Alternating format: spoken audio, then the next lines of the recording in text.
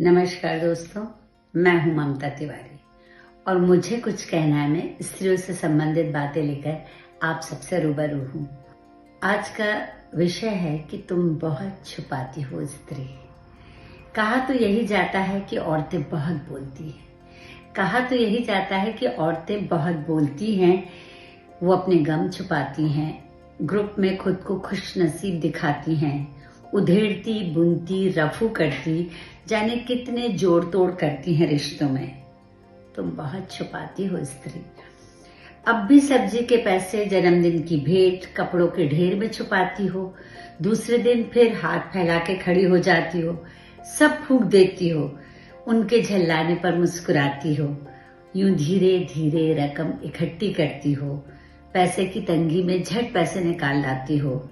स्त्री, तुम बहुत छुपाती हो। बिना एहसान जताए उनके काम तो आई।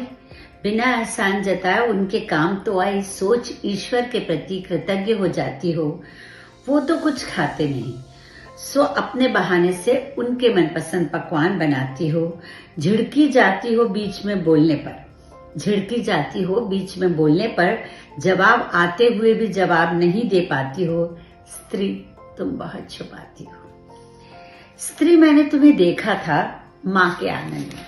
स्त्री, मैंने तुम्हें देखा था माँ के आंगन में, किताब पढ़ते, घूमते, गुनगुनाते, बिना किसी साज श्रृंगार के सुंदर दिखते, अपने होने के गौरव से दमकते। तुम बहुत छुपाती हो स्त्री।